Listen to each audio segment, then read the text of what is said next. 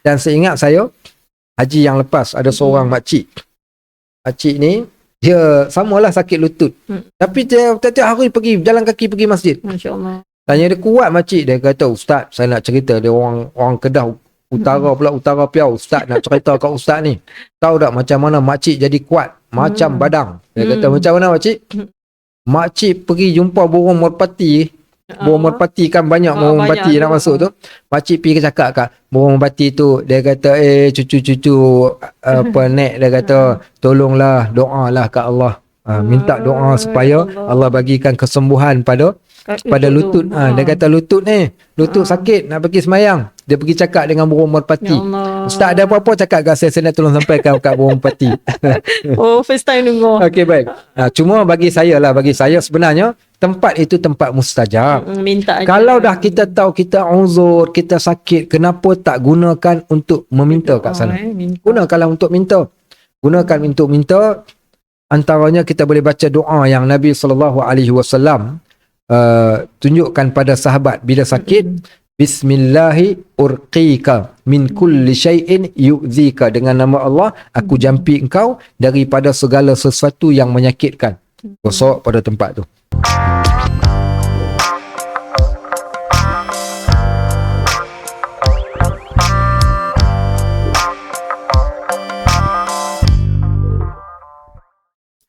Okay, bismillahirrahmanirrahim. Assalamualaikum. Sekali lagi kita bertemu di dalam podcast Solusi Umrah.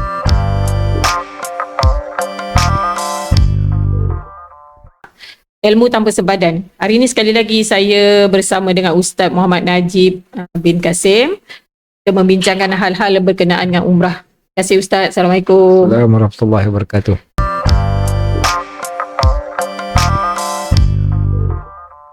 Baik Ustaz, kita nak bincang hari ni. Kadang-kadang kan jemaah ni bila dia nak buat persiapan pergi ke umrah ni, ke Tanah Suci ni, kadang-kadang dia lebih kepada pertanyaan tentang persiapan berapa baju nak bawa, apa barang nak bawa, tapi dia terlupa yang kadang-kadang persiapan tu kita kena juga tengok daripada persiapan rohani tu. Mungkin Ustaz boleh ulas sikit lah tentang tajuk ni. Okay, Assalamualaikum warahmatullahi. Alhamdulillah wassalatu wassalamu ala Rasulillah wa ala alihi wa sahbihi wa man walah. Terima kasih atas sekali lagi kita bertemu pada pagi ni ataupun pada hari ni. InsyaAllah kita nak kupas tentang topik persiapan. Jadi suka saya untuk kita letakkan satu tajuk dan kita boleh pergi ke tajuk tu yang kita namakan dengan persiapan menentukan sambutan. Persiapan menentukan sambutan. Kerana tak dengar. Kenapa kita sebut persiapan itu menentukan sambutan? Kerana kebiasaannya meriah tak meriah tu dia bergantung dengan apa persiapan kita. Let's say kalau kita nak buat kenduri lah kan. Bila kita nak buat kenduri, biasanya persiapan itulah yang menentukan kemeriahan ataupun berjaya ataupun tidak kenduri yang kita nak buat. So of course, sebenarnya ada orang dia nampak pada hasil, tapi sepatutnya hasil itu ditentukan oleh bagaimana kita mengatur untuk kita mendapatkan hasil yang sebegitu rupa. Sebab tu dalam bab ini kita panggil, kalau dalam syarikat orang ada MBO, Management by Objective. Maksudnya dia merancang berdasarkan objektif dia. Maka sebenarnya kita dalam Islam lebih-lebih lagi. Sebab tu dalam Islam ini diletakkan satu hadis yang mana hadis ini sehingga kata ulama dia masuk di dalam semua bidang dalam agama. Iaitu hadis innamal a'malu binniyat. Setiap segala sesuatu dia bermula dengan niat. Maka disebabkan segala sesuatu bermula dengan niat, itu menunjukkan permulaan ini adalah satu benda yang amat penting. So macam mana dia start perjalanan dia tu tadi, dan daripada starting point inilah akan menentukan titik pengakhiran dia. Dan titik pengakhiran ini kita hanya bukan meletakkan titik pengakhiran dekat di dunia semata-mata, keseronokan yang dia dapat bila dia pergi buat haji dan umrah, bahkan kesan untuk akhirat dia. Itu yang paling sebab penting. tu ia paling penting. So benda ni bukan benda yang simply kita just beli, pergi daftar dekat ejen, then fly pergi kat sana, kemudian dapat jubah 2-3 helai, dah selesai tawaf, sa'i, kemudian awak balik buah kurma, that's all, habis. Tak. Balik sama je. Balik sama saja. Sebab itu di sana persiapan menentukan sambutan. Dan disebabkan itu para ulama ni mereka karang kitab. Hanya disebabkan kerana haji dan umrah sahaja mereka karang kitab yang bukan sedikit. Banyak ulama-ulama semisal Imam An-Nawawi contohnya. Imam Nawawi mengarang kitab Al-Idah fi Manasikil Haji wal Umrah. Al-Idah iaitu keterangan-keterangan ataupun penerangan. Dia nak clearkan pada seseorang apa persiapan sebelum dia mengerjakan haji dan umrah tersebut. So di sini menunjukkan benda ni bukan benda yang kecil, tapi dia merupakan satu benda yang amat besar. Kitab Minhajul Qasidin, sehingga dibahagikan, dia kata persiapan itu ada persiapan material, persiapan fizikal dan persiapan batin dia sendiri ketika dia nak melaksanakan ibadat haji dan umrah. Misal juga kitab-kitab fiqh, walaupun fiqh kadang-kala menceritakan tentang pelaksanaan, tetapi kitab-kitab tasawuf mereka menceritakan tentang apa yang patut ada, iaitu sebelum, ketika, selepas. Dan yang kedua, apa yang patut ada pada amalan zahir, yang kedua pada amalan batin, yang ketiga pada bab harta benda dia. So ini juga ada hubung kait dengan permulaan, kerana daripada situlah disebut man asyraqat bidayatuh asyraqat nihayatuh. Siapa yang permulaannya terpancar, permulaannya ada cahaya, dan insya-Allah pengakhirannya juga akan berakhir dalam keadaan cahaya. So itu untuk inilah respon saya dalam bab apakah penting ke tidak persediaan ni, maka penting. Cuma insya-Allah kejap lagi mungkin kita boleh ceritakan apa persediaan yang kita perlu nanti insya-Allah. Ulang balik tajuk dia tadi Ustaz. Okey, ulang balik. Tajuknya kita boleh letakkan persiapan menentukan sambutan. Persiapan menentukan sambutan. Okey, baik. Kerana yalah apa yang kita siapkan, okey, what you give you get back. Macam itulah juga kita katakan apa yang kamu mulakan, kamu akan sampai ke pengakhirannya berdasarkan macam mana cara starting dia. Dan di situlah kita letakkan, para ulama meletakkan pembahagian tu tadi untuk kita tahu. So kita tak sebut lagi. InsyaAllah kita nak sebut pula tentang apa yang dikatakan persiapan tu tadi. Terus ataupun macam mana? Sekejap. Saya betul juga Ustaz cakap, tak pernah. Kadang-kadang kita nak pergi umrah ni macam yang Ustaz cerita lah. Kita ingat okey pergi umrah balik habis dah macam tu je kan. Tapi baru-baru ni saya buat perjumpaan lah adik-beradik. Kita nak buat perjumpaan adik-beradik ni, nak buat majlis tahlil apa semua kan, tapi itu pun berapa minggu kita dah fikir apa nak buat, apa nak makan.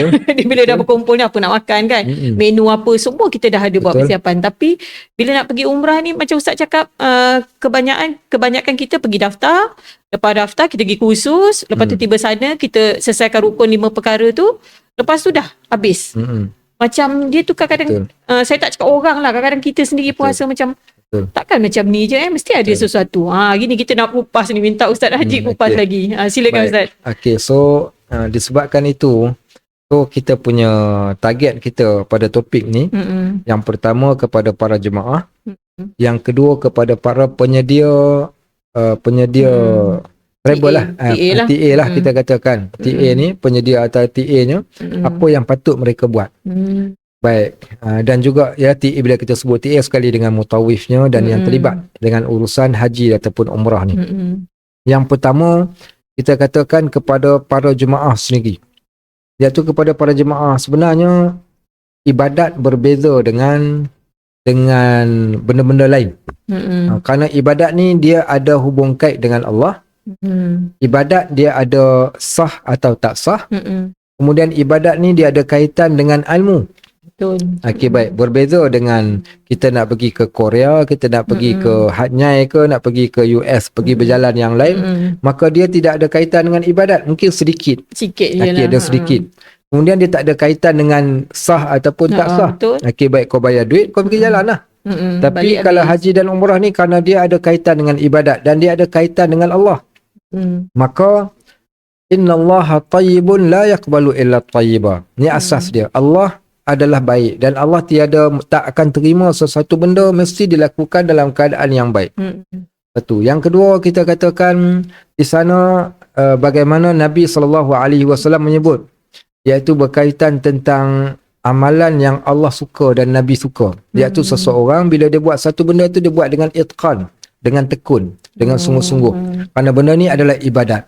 Yang ketiga, dia kena faham. Sebab tu disebut al-ilmu tusbiqul amal. Ilmu mendahului amal. Bukan amal kemudian baru tahu, tidak. Tapi ilmu dulu baru datang amal. Bila ilmu dulu baru datang amal, seorang tu dia nak kena faham. Dan tanggungjawab dia untuk memahami selok-belok haji dan umrah ini masuk dalam bab perkara wajib. Dan masuk di dalam bab perkara yang disebut sebagai al-istita'ah, kemampuan seseorang untuk melaksanakan haji dan umrah. Dia tak boleh kata tak tahu Dia tak boleh, dia kena belajar. Dia kena belajar. Dia kena belajar dan ilmu umrah kat sini hukumnya adalah wajib. Sebab tu ada setengah orang dia ikut-ikutan. Bila ikut-ikutan tu dia pergi dengan fizikal tapi tanpa rasa. Sedangkan kita nak haji dan umrah ini, umrah dengan rasanya sekali dan juga fizikal. Sebab manusia ni dia ada dua unsur. Yang pertama unsur fizikal, yang kedua unsur jiwa. Maka apa guna kita pergi dengan fizikal, kita berada di sana tapi tak mampu nak menjiwai. So umpama orang yang solat tanpa khusyuk, maka begitulah juga orang yang pergi umrah tanpa feel, kita katakan seumpama orang yang sampai jalan. Sebab tu di sana ada hadis yang menyebut kam min sa'imin wa laysa lahu illa al-ju' wal 'atash. Berapa ramai orang berpuasa tapi dapat lapar dahaga. Wa kam min qa'imin wa laysa lahu illa ta'am. Berapa ramai orang yang beribadat tapi dapat penat.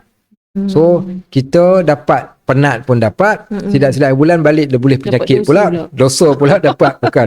Patutnya tempat menjana pahala. So disebabkan itu permulaan ni amat penting. Apa persediaannya?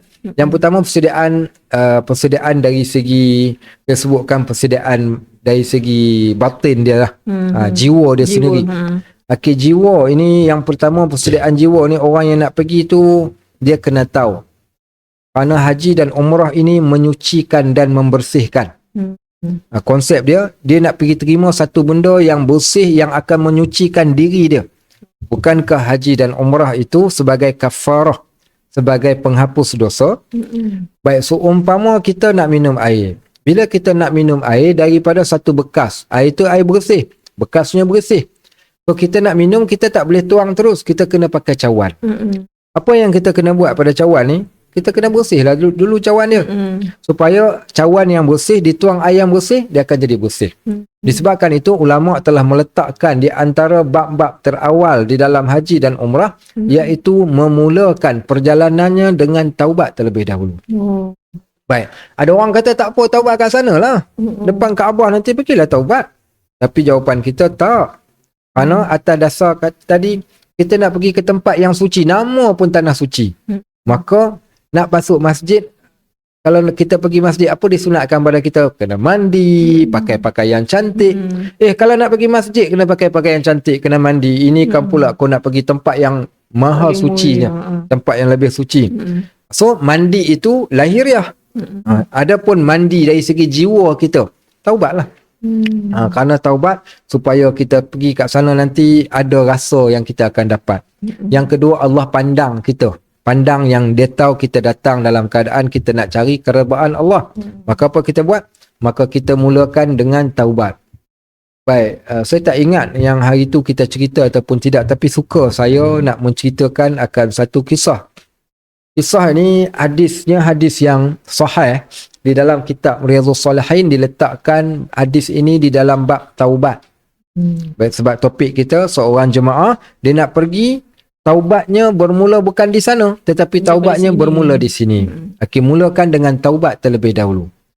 Baik, hadis ni hadis yang menceritakan kisah kana rajulun mimman kana min qablikum. Kata Nabi, ada seorang lelaki di kalangan umat yang terdahulu ni, qatala, dia telah bunuh 99 nafsan, dia dah bunuh 99 orang. Thumma sa'al, bila dia dah bunuh orang ni, dia tanyalah. Dia kata, man a'lamun nas fi hadzal ard? Ada tak orang alim untuk aku tanya masalah aku yang dah bunuh orang ni?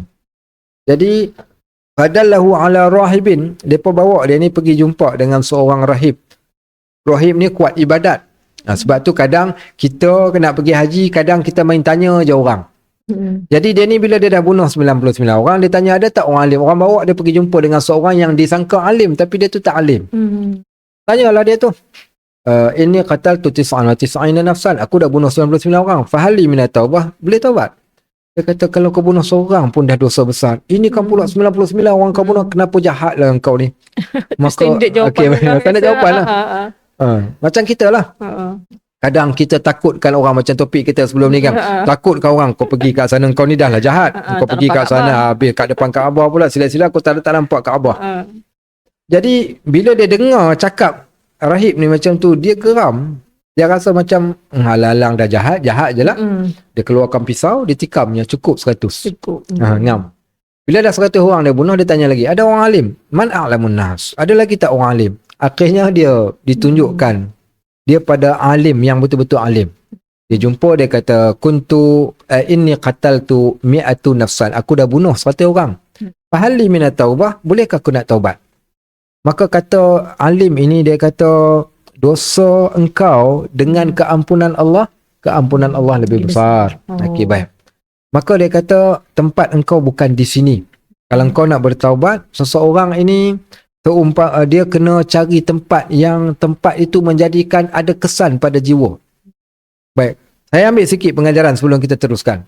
Ramai orang bila dia berhajat nak pergi kat sana supaya Allah makbulkan doa, Allah terima taubat dia, tapi dia tidak mulakan daripada sini. Lepas tu kita nak kena mula daripada sini dan kita nak pergi kat tempat tu dengan harapan tempat tersebut akan membersihkan. Berkata alim ni, tempat ni tempat yang tak baik bagi engkau. Pergilah ke sana, di sana ada orang sedang beribadat pada Allah. Beribadat dengan mereka dan bertaubatlah di sana. Maknanya penyesalan itu dah ada dalam diri dia. Okey, perasaan tu dah pun ada dan dia keluar daripada kampung dia on the way nak pergi ke tempat yang dikatakan dia akan bertaubat di sana. Qadarullah, dia meninggal dunia. Bila dah meninggal dunia ini, apa berlaku? Jadi malaikat datang, 2 malaikat. Yang pertama malaikat azab, yang kedua malaikat rahmat. Okey, hadis ni hadis yang sahih, tuan-tuan boleh tengok dalam kitab Riyadhus Salihin. Jadi kata malaikat azab, orang ni aku punyalah. Pasal dia jahat, bunuh 100 orang, banyak sangat dosanya. Malaikat rahmat kata tak, orang ni aku punya. Sebab dia nak pergi taubat. Kata malaikat azab, dia belum taubat. Kata malaikat rahmat, dia akan bertaubat. Okey, sekarang mana satu pula? Dia ni dikira orang jahat ke ataupun orang baik?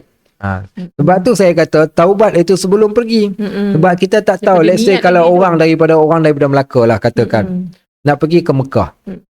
Naik kereta.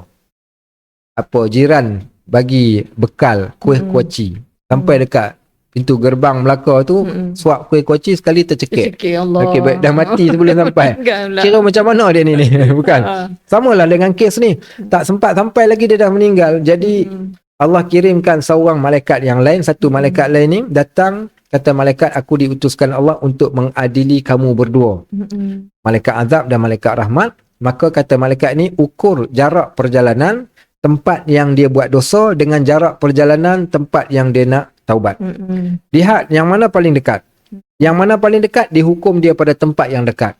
Setelah diukur, tempat dia nak sampai ke tempat bertaubat itu lebih dekat, maka taubatnya dikira dia telah pun diterima. Sebab itulah sahabat-sahabat, bila kita sebut bab ini, taubat ini adalah satu benda yang betul. Sebab tu bila kita nak pergi, tujuan umrah dan haji kita ni, antara salah satunya kita nak memperbaiki, nak islah diri kita. Baik, kita nak islahkan diri seumpama orang yang mandi, dia nak tubuh badan dia bersih, dia nak dia wangi. Macam itulah juga dengan orang yang nak pergi haji dan umrah. Maka tapi kalau awal-awal lagi dia memang niat sesuatu benda untuk dunianya, untuk perjalanan sekadar travel, maka itulah yang dia dapat. Faman kanat hijratuhu ilallahi wa rasulih, fa hijratuhu ilallahi wa rasulih. Orang yang niat kerana Allah dan Rasul, dia dapat Allah dan Rasul. Faman kanat hijratuhu ila dunya yusibuha aw imra'atin yunkihuha. Siapa yang niat kerana perempuan, kerana sesuatu dunia dan sebagainya, dia akan dapat apa yang dia niatkan. Maka sebab itu, yang penting, yang pertama perbetulkan niat, dan yang keduanya adalah membersihkan dahulu sebelum kita dibersihkan. So, dia dipanggil bab yang disebutkan sebagai taubat lah. Baik, so itu antaranya. Yang ketiga, letakkanlah, kita katakan harapan kita kepada Allah. Dan letakkan harapan kita kepada Allah, kerana orang yang pergi ke sana ni seumpama orang yang berjalan kepada Allah. Orang yang pergi ke Mekah, pergi buat ibadat haji dan umrah ni seumpama orang yang sedang berjalan kepada Allah. Allah berkata, fafirru ilallah. berlarilah kalian kepada Allah. Allah sebut wasari'u ila maghfiratin min rabbikum, bersegeralah kalian cepat untuk mendapat keampunan daripada Tuhan kalian. Maknanya orang yang nak pergi kepada Allah ni dia sedang berjalan kepada Allah. Bukankah disebut di dalam hadis, satu langkah kita dekat dengan Allah, 1000 langkah Allah akan dekat dengan kita. Makin kita dekat dengan Allah, makin dekat Allah dengan kita. Maka mana mungkin orang yang mendekati Allah, dia bertemu Allah dalam keadaan tidak bersedia, dia bertemu Allah dalam keadaan tidak beradab, dan dia bertemu Allah dalam keadaan yang kotor. Pasti dia nak bertemu Allah ni dalam keadaan bersih, dalam keadaan yang hati yang seronok, dalam keadaan penuh pengharapan dia kepada Allah.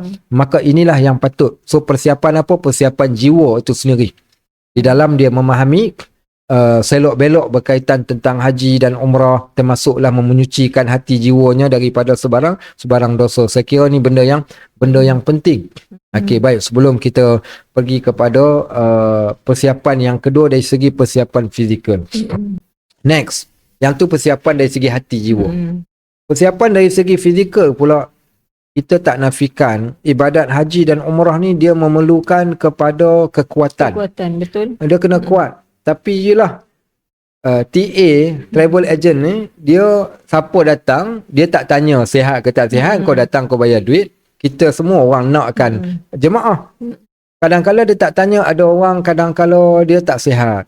Bila tak sihat ni, orang yang tak sihat, dia kena fikir betul-betul. Kerana ibadat ini ibadat badaniah. Ibadat badaniah memerlukan kepada kekuatan. Memerlukan kepada kekuatan. Jadi kita tak nak disebabkan kita nak buat ibadat tapi dapat sebaliknya. Hanya disebabkan asbab hilang kekuatan daya upaya tadi. Sebab tu dalam Islam, orang yang uzur dibenarkan mereka buat benda yang orang lain tak buat. Contoh, orang yang tak boleh solat berdiri, dia boleh solat duduk. Tak boleh duduk, dia boleh berbaring. Sama juga dengan haji dan umrah. Tapi kena pastikan kerana ibadat haji dan umrah ni ibadat yang memerlukan kepada tenaga. Kalau sekiranya kita yang ada mempunyai penyakit, maka seboleh-bolehnya kena make sure, kena tahu apa penyelesaian kepada penyakit kita. Baik, saya ambil contoh yang pertama. Orang yang pakai wheelchair. Bila orang pakai wheelchair, dia nak pergi buat umrah, of course, dia nak kena, kita katakan, kena ada orang urus lah.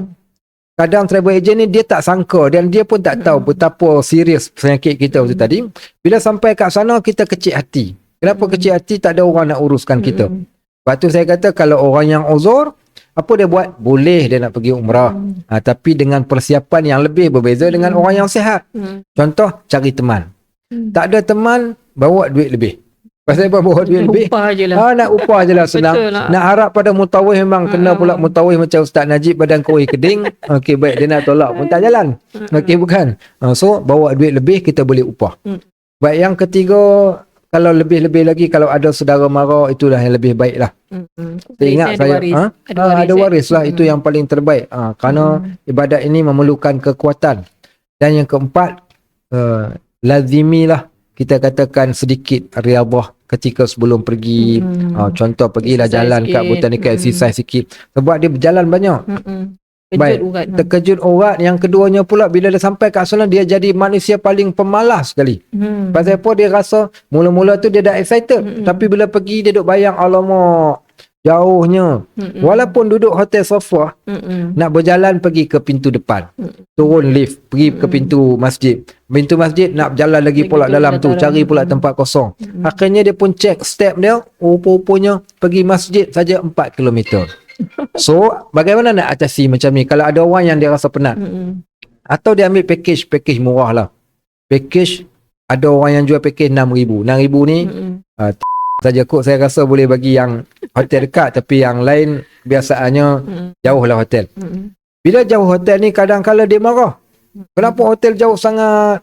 Tapi sebenarnya saya nak sebutkan, kalau dengan ilmu, dia duduk hotel jauh pun dia tak akan mengeluh. Betul. Bila dia ada persiapan ini. Persiapan apa?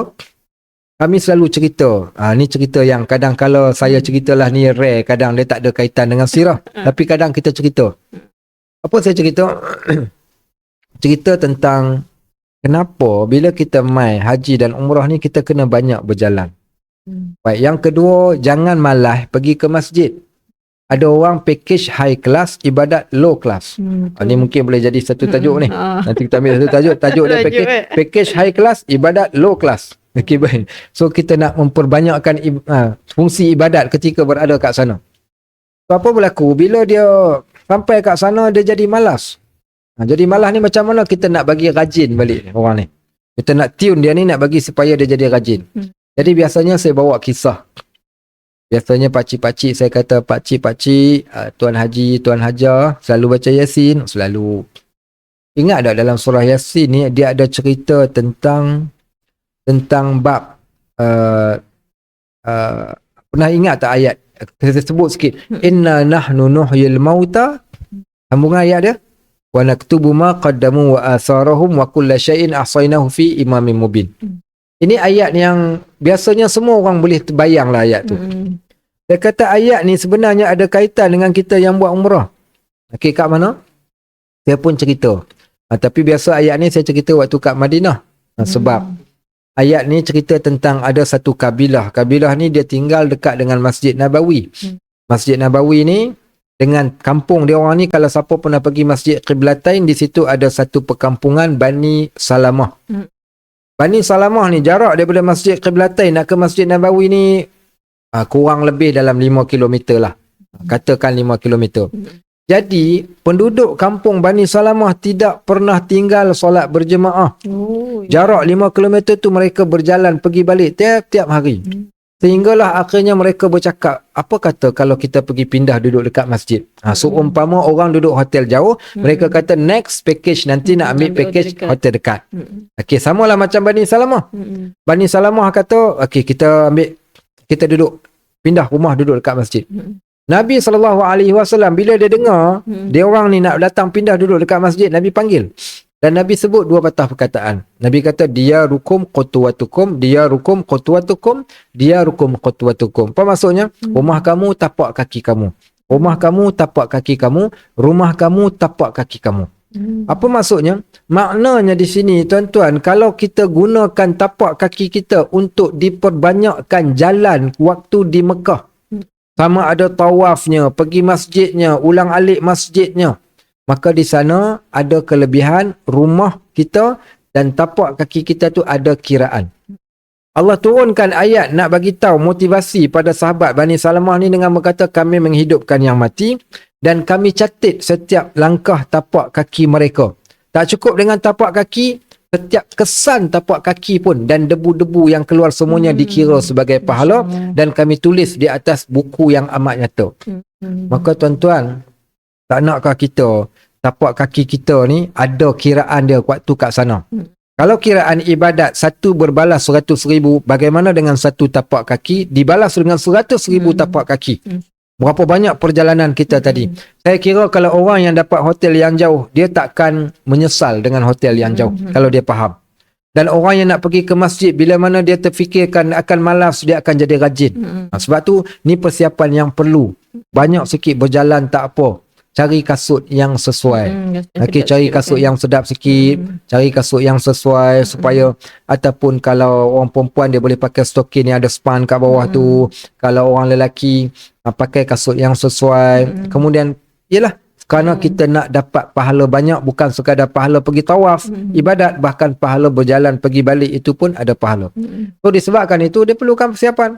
Perlukan persiapan, exercise sebelum pergi, rajin berjalan supaya tak krem kaki yang sampai kat sana, bukan?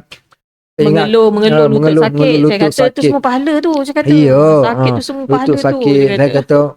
Dan seingat saya, haji yang lepas ada seorang makcik. Makcik ni, dia samalah sakit lutut.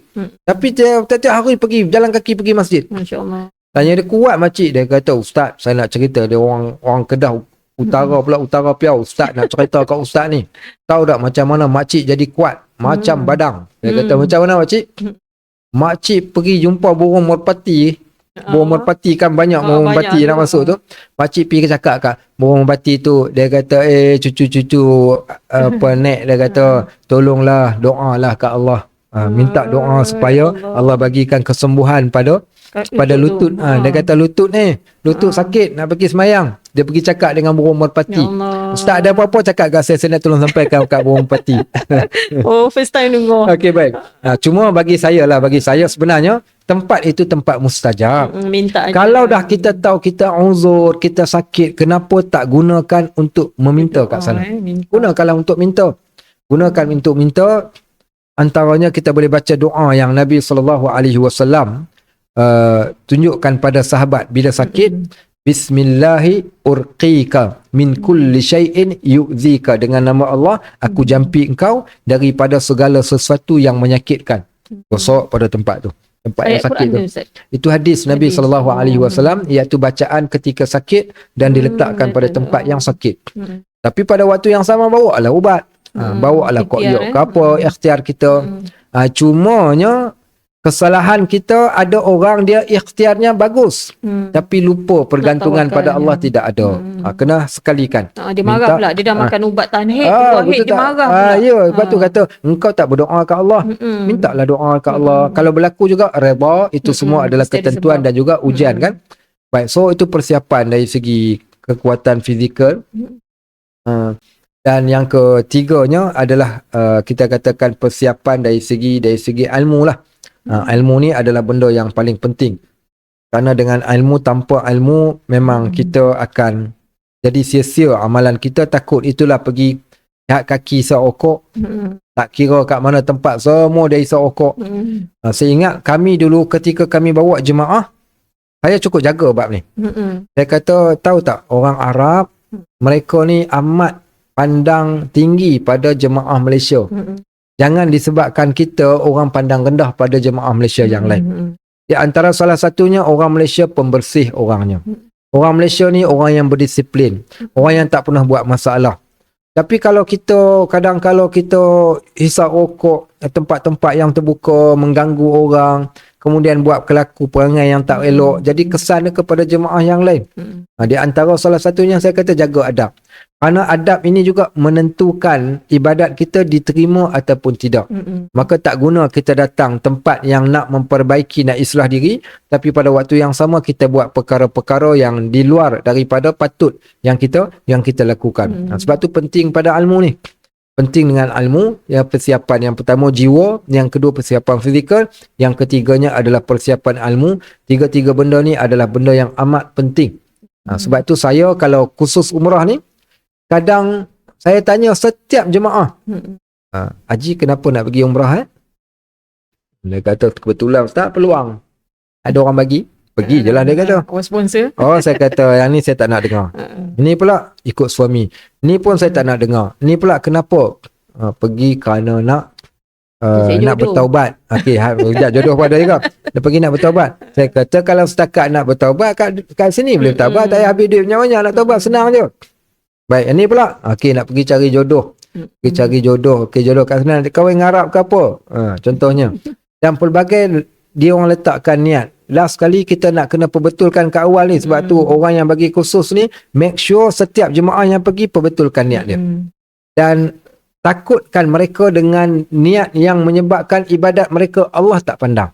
Sebab tu perbetulkan niat semua jemaah. Ingat, pergi kerana Allah. Pergi nak bagi Allah redha dekat kita. Pergi kerana nak dapatkan pahala. Maka bila dah letakkan niat yang macam tu, apa sahaja benda yang akan menjadi halangan pada niat kita, kita akan elakkan. Disebabkan kita dah jaga dah niat kita. Sebab tu dikatakan persiapan menentukan pada sambutan.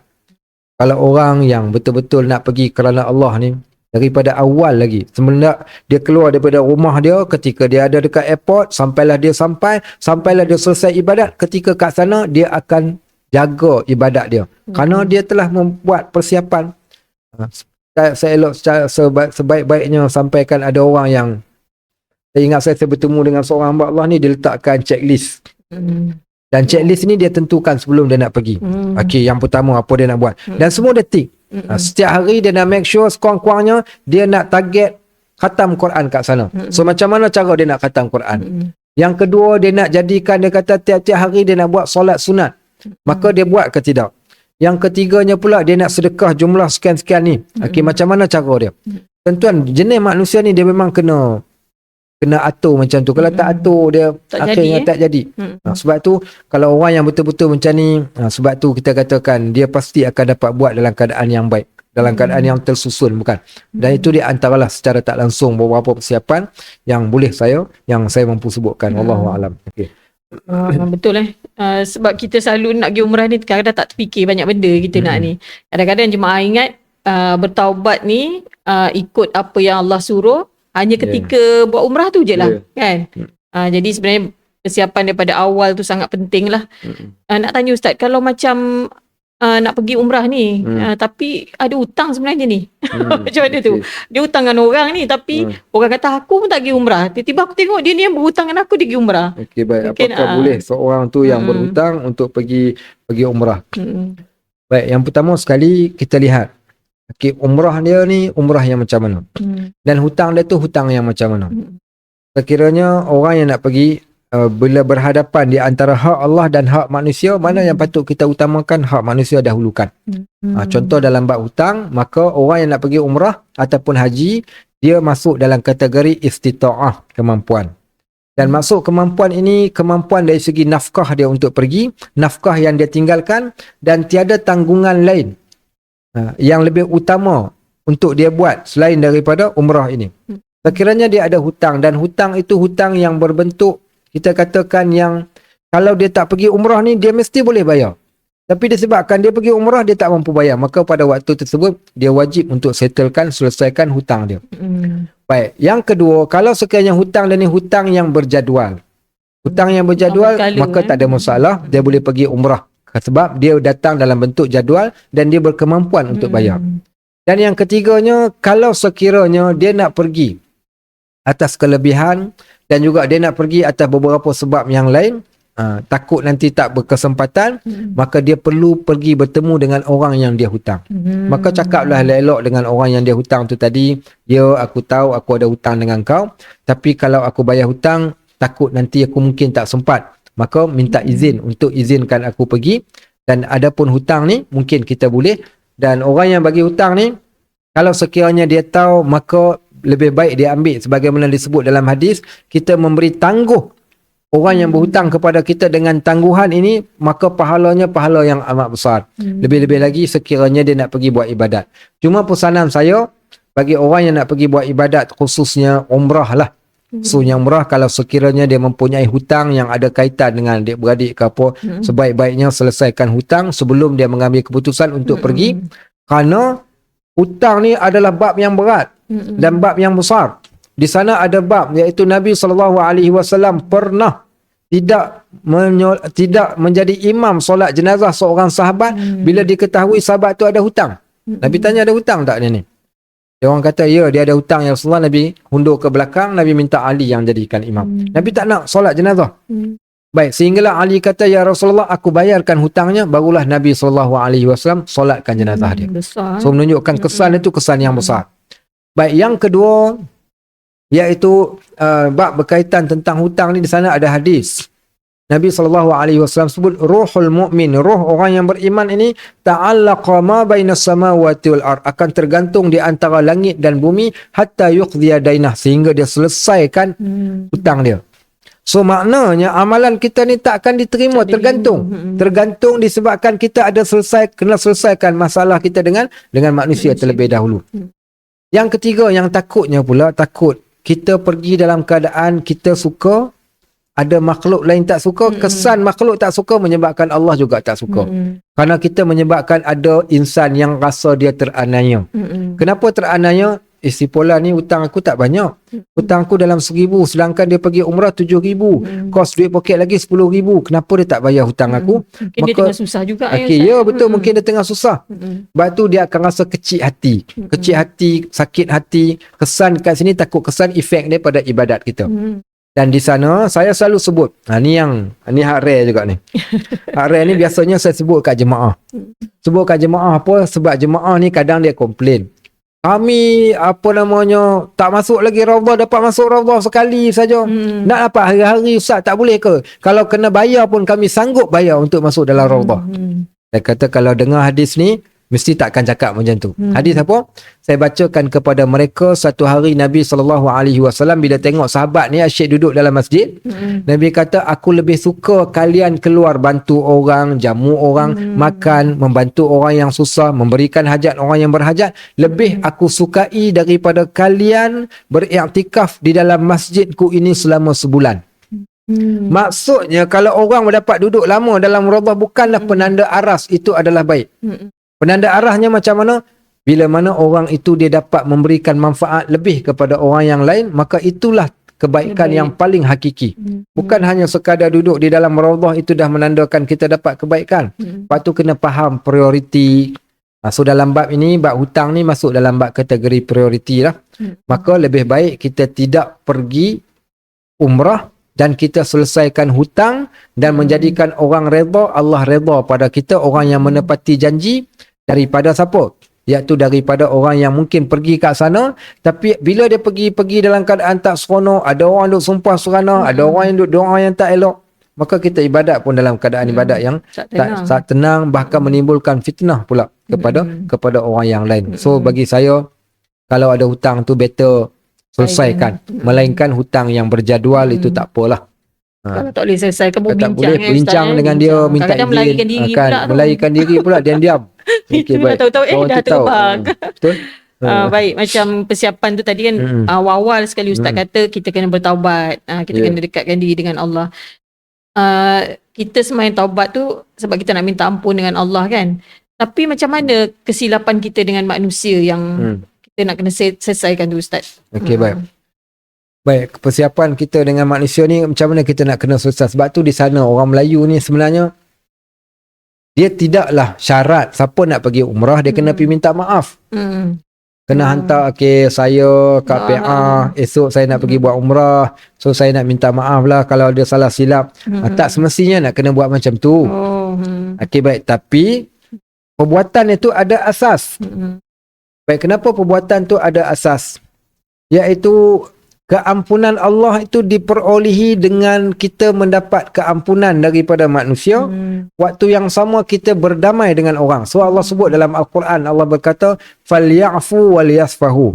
Maafkan orang, berdamailah dengan orang. Allah tanya, "Ala tuhibbuna ayaghfirallahu lakum?" Tak nakkah kalian aku ampunkan dosa kalian? So kita nak pergi dalam keadaan kita tak nak ada benda yang menyebabkan ibadat kita tergantung.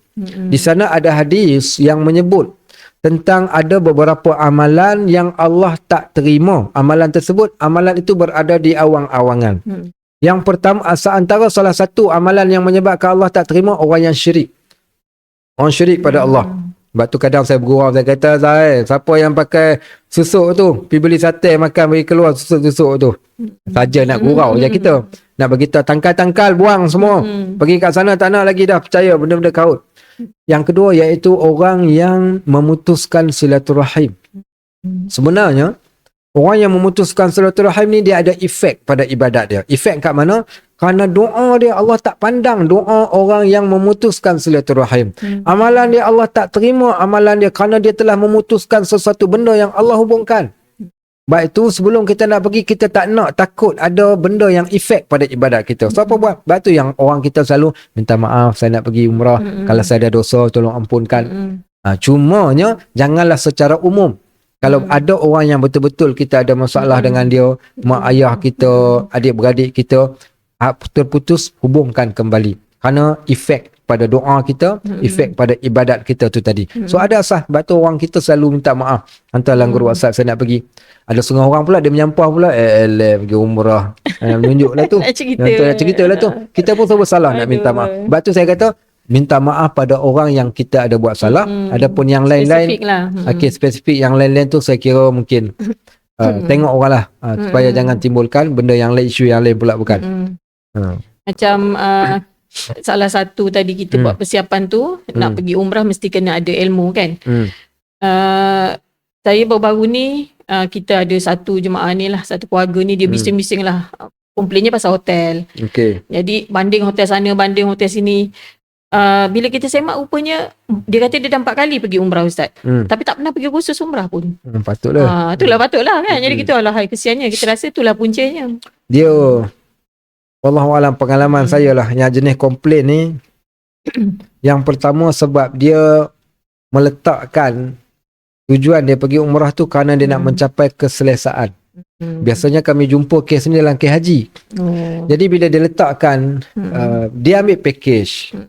Bila dia ambil package tu, dia memahami, dia upgrade package dia dan dia bayar package yang mahal. Pada anggapan dia, package ini dia akan dilayan seumpama VVIP. Cuma di sana boleh, yang ni boleh ditangani. Yang pertama dari segi briefing kita kepada jemaah tu, di awal-awal lagi kita kena bagi tahu. Di antara benda yang kita bagi tahu, ini package yang Tuan Haji ambil. Tuan Haji akan dapat sekian. Tapi kami tidak boleh memberikan jaminan package Tuan Haji tak penat. Okey, Tuan Haji tak panas. Tuan Haji tak berpeluh. Tuan Haji takkan berhimpit-himpit. Yang tu package ni tak ada dalam kami. Yang ni Tuan Haji nak package ni, saya tak tahulah Tuan Haji nak kena ambil package macam mana. Cuma jaminan hotel yang Tuan Haji pilih, dapat. Kenderaan yang Tuan Haji nak naik, ada. Okey, baik. Tarikh yang Tuan Haji pilih pun, kami boleh bagi. Okey, baik. Beg punya berapa yang tu, dari segi teknikal kami boleh buat. Tapi yang luar daripada tu, cuaca, crowded, okey, baik. Panas sejuknya, kemudiannya pula letihnya, soal yang tiba-tiba datang lift rosak, makanan yang dimasak tidak menepati cita rasa. Yang ni kami tak mampulah nak buat sebagaimana yang dia nak. Jadi bila dia tak faham, dia mula start komplain. Contohnya dia kata aircon rosak. Okey, baik. Baru-baru ni saya puji ada seorang engineer ni. Dalam kemah kami ni, kemahnya lebih kurang besar ni, ada 4 aircon. Tapi 4 aircon tu masih terasa panas ketika tengah hari. Panasnya last kali. Ada orang yang tak puas hati, dia kata saya bayar ni bukan untuk dapat panas. Saya bayar untuk dapat keselesaan tapi saya tak dapat, dia kata. Dah tahu dah panas, pergilah komplain dekat technician dia orang untuk datang baiki. Tapi engineer ni bagusnya, dia kata okey, cuaca dekat luar 49 Celsius, aircon ni buka 16. Okay, dia buat adalah kiraan-kiraan orang engineering ni, dalam kiraan dia kata keluarnya resultnya tak boleh tampung 4. Maksudnya tak boleh sebab cuaca terlalu panas, letaklah aircon mana sekalipun tetap akan rasa panas pada waktu kemuncak. Tapi dia yang tak faham, dia tetap. Bila cuaca panas, dia pun dah jadi panas. Bila dah jadi panas, dia pula provoke kita pula. Kita pun hak tengah panas pun jadi panas juga. Panas dengan panas, itu yang jadi bergaduh tu. So, apa nak buat? Saya kadang pesan kat dia orang, haji dan umrah ni, tengok. Kadang kita, bukanlah tujuan saya nak takutkan dia orang, tapi kadang gurauan, tapi dalam gurauan tu ada sesuatu juga kita tinggalkan. Contoh kita buat kursus dekat sana. Kursus bimbingan sebelum buat haji. Jadi dia orang datang masuk ke dalam surau ni, kasut bersepah letak. Saya kata dia, antara tanda-tanda haji yang mabrur, kasutnya disusun rapi tersusun. Memang susun lah. Susun. Lepas tu esoknya semua susun. Takut. So kita nak kena ingatkan dia orang ni. Ingat haji mabrur. Haji mabrur. Haji mabrur. Haji mabrur ni la yarfus wala yarfus wala yafsuk wala jidala fil hajj. 3 benda. Jangan terjebak dengan bab perkara dosa, jangan bercakap benda yang tidak elok, dan yang ketiganya pula jangan bertengkar-tengkar. 3 benda ni kalau boleh jaga sungguh-sungguh, insya-Allah haji mabrur dalam tangan. Baik, bila kita awal-awal kita selalu sebutkan benda ni, sampai ke satu tahap saya masuk dekat ruang perempuan tu. Hafsah panas. Kata ustaz, aircon rosak. Berapa hari dah? 1 hari dah. Kenapa tak cakap? Semua takut nak cakap sebab takut menjejah. Tapi poinnya bagus, maknanya berkesan. Sebab tu saya kira kalau dia orang faham betul dalam bab ni, saya kira orang melainkan kalau attitude dia memang dah tak elok lah. Ada orang tak puas hati, dia masuk ke tandas. Masuk ke tandas, dia tengok dalam tandas. Dia minta. Dia kata, saya nak minta, boleh tak letakkan para kat dalam toilet? Dia kata, semua toilet sama. Tak apalah, tapi saya nak letakkan para. Kenapa saya letak saya punya lotion, saya punya shampoo? Sepatutnya toilet kena ada macam ni. Saya kata, kalaulah hotel ni saya punya, jangan kata para. Saya letakkan macam-macam. Tapi bukan saya punya. Kita menyewa saja. Tapi dia demand lah, dia demand benda-benda. Dia kata upgrade package. Tapi tak macam upgrade. Okey, baik. Jadi dia komplain lah. Dia komplain itu, dia komplain ini. Maka bagi saya sebenarnya Allah jadikan jemaah-jemaah yang sebegitu sebenarnya bukan pada mereka. Tapi ujian tu pada kita. Ujian pada kita untuk yang pertama kita boleh muhasabah. Yang kedua kita boleh, mungkin kita boleh perbaiki yang mana yang kurang. Dan yang ketiga tu mungkin Allah nak berikan kebaikan, bahkan kalaulah kita jumpa orang macam tu apalah sangat berbanding dengan Nabi SAW jumpa dengan geng Quraisy, geng Mekah yang lebih dahsyat lebih teruk daripada tu kan. Saya kira tu ujian bagi kedua-dua belah pihak lah. Yalah, betul lah. Kan? Lepas tu macam persiapan kan, ada orang kata wasiat pun termasuk dalam persiapan kita sebelum kita betul. Boleh Antara salah satu sunnah Nabi SAW sebelum bermusafir, baginda akan meninggalkan wasiat. So jangan salah faham, wasiat ni wasiat nak mati. Tapi kalau mati pun tak apalah, dah selesai dah wasiat. Masuk wasiat ni berpesan-pesan dengan kebaikan. Salah satunya Nabi SAW setiap kali nak keluar bermusafir, dia akan mewasiatkan kepada sahabat siapa yang akan jadi pengganti dia di Madinah. Dalam ketiadaan dia. Yang kedua, ada benda-benda yang dia minta. Contohnya ketika Nabi SAW nak keluar daripada Mekah pergi ke Madinah, baginda memulangkan kembali apa yang ada dalam simpanan dia. Nabi SAW ni digelar sebagai Al-Amin. Dia juga menjadi macam banker. Banker ni orang tinggalkan barangan berharga kerana orang tahu dia ni orang beramanah. So, apa dia buat? Maka dipulangkan ke semua barang orang. Maka dia ambil juga daripada situ. Kita yang ada hubung kait dengan orang ni termasuk hutang, selesaikan dengan cara yang baik. Hak orang dipulangkan hak tu.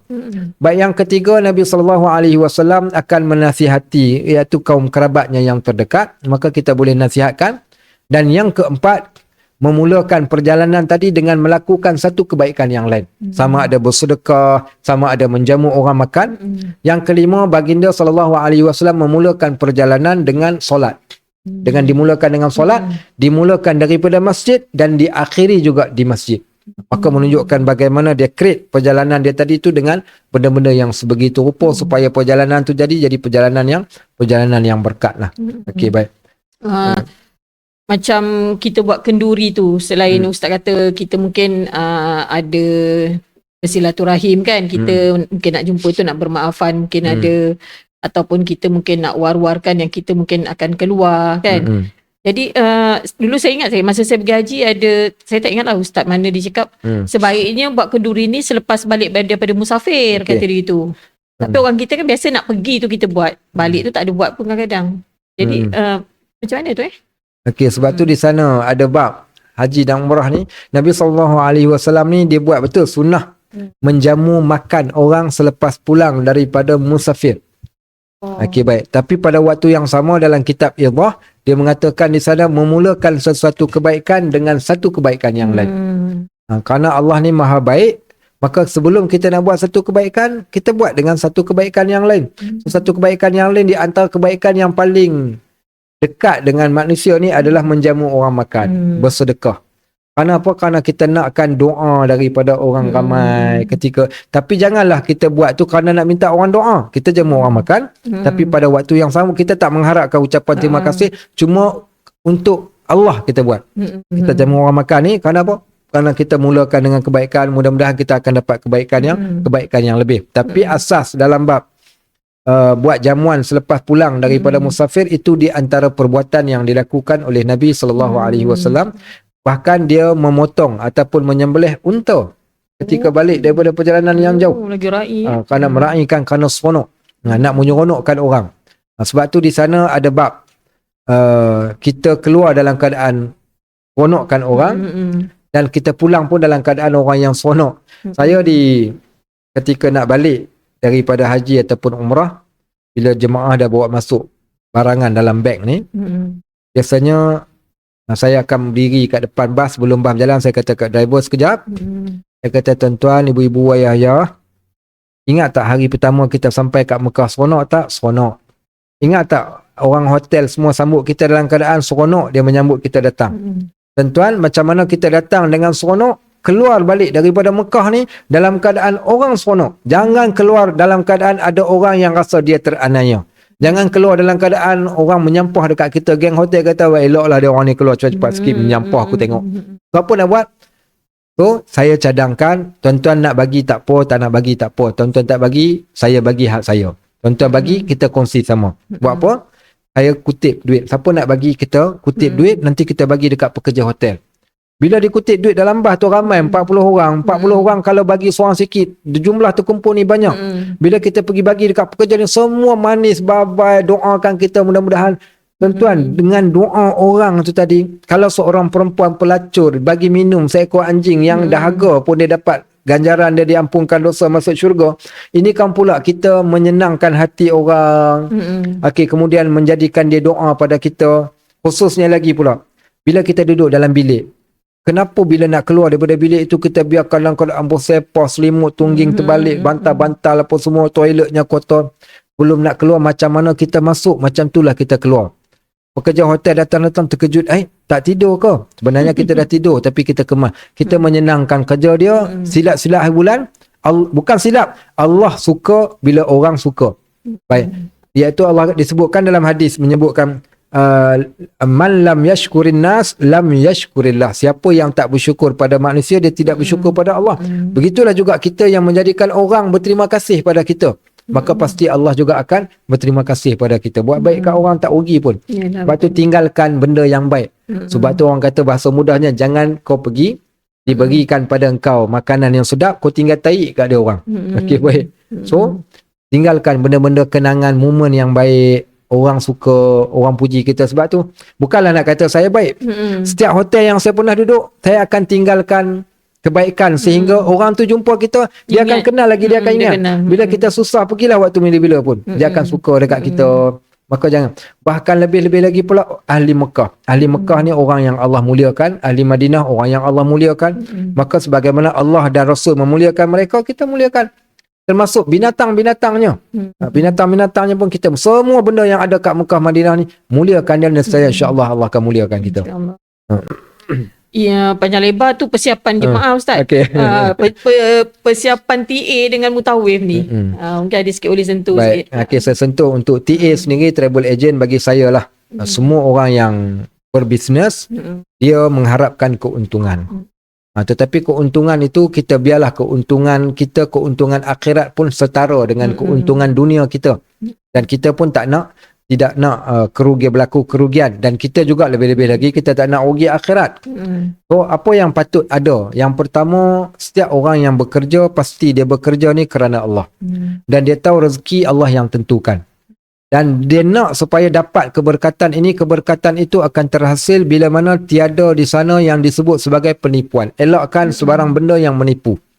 Daripada percakapan, dari segi perbuatan. Kalau yalah. Kalau adalah. Maka jangan kita selalu memberikan janji-janji palsu. Kerana di sana ada kaitan dalam bab tanda orang yang munafik. Bila berkata-kata, maka mereka berdusta. Bila berjanji, mereka tidak tepati janji. Baik, yang ketiga, kesannya kerana kita buat satu industri ni, industri yang ada kaitan dengan agama. Bila ada kaitan dengan agama, sedikit kerosakan yang berlaku, maka kesan, impak dia pada agama. Orang akan kata, nampak inilah geng-geng pun tak pasal-pasal, tak geng-geng kena, hanya disebabkan orang kata orang lain pun sama sekali. Okey, sebab tu kita kata, bila ada kaitan dengan agama, kena pastikan benda tu dilakukan dalam keadaan yang betul-betul dan sungguh-sungguh. Baik, yang keempat, saya kira pasti kita katakan servis yang terbaik, ataupun kita katakan kita buat tu, kalau kita buat dengan cara yang paling betul-betul, pasti saya yakin lah. Macam orang tanya lah soalan, Ustaz, saya nak buka kedai makan, boleh tak bagi petua macam mana nak bagi kedai makan saya laku? Petua dia, pemasak sedap, lakulah. Tapi kalau kau hias kedai cantik, masak tak sedap, tetap tak laku. Samalah juga dengan, kita katakan dengan TA. TA ni kalau dia layan dia punya jemaah dia dengan baik. Kemudiannya pula kita katakan, walaupun kadang-kala ada syarikat yang meletakkan harga yang agak mahal, tapi disebabkan orang yang pernah pergi merasakan dia dilayan dalam keadaan yang baik dan semua benda yang dijanjikan dia dapat, saya kira mereka tak ada masalah pun untuk, tak ada isu. Dan begitu juga lebih-lebih lagi. Dan kita kadang bila kita letakkan harga yang terlalu rendah, sehingga menyebabkan terbeban pada kita. Ada setengah orang, saya ingat kawan saya ni, dia suka, dia seronok bila dia bawa orang pergi umrah ni. So dia letakkan harga murah last kali sampai terbeban diri. Terbeban diri itu jadi akhirnya dia timbul fitnah yang lain pula bila hotel tak boleh bayar, tak dapat nak penuhi. Maka sebab itulah Sebaik-baik tu bila kita buat dalam keadaan yang proper dan pasti. Sebab tu saya kalau suruh tengok jemaah apa, syarikat mana kami nak ikut, saya kata kadang syarikat dah okey, mutawif pula tak okey. Ya, betul. Kadang mutawif okey, syarikat pula tak okey. Maka saya kata yang pertama of course syarikat, kerana syarikat ini penting. Penting sebab daripada situ kita boleh tahu dari segi pengurusan. Dan yang kedua saya kata pembimbing, siapa yang bawa. Situ juga adalah benda yang penting kerana kita banyak akan dapat input dan juga kita boleh tanya tentang soal hukum hakam. Maka perlu sediakan pembimbing yang kompeten, kemudiannya pula syarikat yang perlu benda tu tidak ada hidden agenda. Contoh ada syarikat yang sebelum ni kami pernah tengok, dia buat harga yang amat murah. Tapi kita tanya dia kenapa murah sangat? Bukan tahun ni, tahun depan, so setahun. Maknanya dia simpan duit jemaah ini dalam satu tempoh 1 tahun. Saya pun tak tahu apa benda yang dia buat untuk dapatkan harga yang murah pada satu masa. Tapi nak kena tunggu lama lah. Maka bila kita cek ada hidden agenda dari kat situ. Ni bahaya. Dalam Islam berniaga mesti kena terang, clear. Tak ada benda-benda yang tersirat ataupun tersirat. Kalau ada benda yang kita tak mampu, saya kira kalau dijelaskan dalam keadaan yang baik, para jemaah insya-Allah akan faham. Dan biasanya kami kalau ada benda yang kita tak terbuat, kita janji macam ni tapi tak terbuat, kita akan gantikan dengan sesuatu yang lain. So bila kita buat dengan cara yang begitu, saya yakin Allah suka, bahkan para jemaah juga akan suka insya-Allah. InsyaAllah. InsyaAllah panjang lebar ni baru buat persiapan sebelum belum lagi apa yang kita nak buat kat sana, apa nanti balik kita nak buat kan. Jadi terima kasihlah Ustaz Najib, banyak kita sembangkan hari ni, mungkin boleh jadi panduan para jemaah. Apa persiapan-persiapan tadi macam Ustaz cakap, semuanya bermula daripada sini. Bukan dekat sana tu baru kita nak jadi orang baik. Kita bermula supaya kalau macam Ustaz tadi cerita kan, makan kuih koci pun boleh tercekik meninggal kan. Sekurang-kurangnya kita dah menuju ke jalan Allah dengan kebaikan insya-Allah. Ada Ustaz nak cakap apa-apa sebelum kita tutup? Okey, saya just itulah untuk para jemaah yang nak pergi menunaikan umrah ataupun haji, maka make sure kita buat persiapan kita, kerana persiapan juga termasuk di antara salah satu kewajipan ataupun masuk dalam kita katakan benda yang patut kita buat. Kerana persiapan itu menentukan sambutan. Oleh itu apa yang kita nak dapat ni ditentukan dengan macam mana permulaan kita setkan untuk ibadat kita. Kerana ini adalah ibadat. Ini bukan travel nak pergi Korea Jepun, tapi nak pergi buat ibadat, nak jumpa Allah Subhanahu Wa Taala, jumpa agung, jumpa raja pun kita pakai cantik, ini kan pula nak bertemu dengan Allah Subhanahu Wa Taala. Wallahu alam. Persiapan menentukan sambutan. First time saya dengar. Jadi saya tak boleh nak tangkap lagi kan. Tapi betul lah, kita nak buat apa-apa, kita semua ada persiapan. Nak buat kenduri kahwin pun kita ada buat persiapan kan. Pergi umrah ni lagilah besar, memang kena buat persiapan. InsyaAllah nanti kita sambung lagi akan datang dengan apa persiapan yang jemaah nak kena buat masa dekat sana nanti insyaAllah. Okay, terima kasih. Assalamualaikum warahmatullahi wabarakatuh.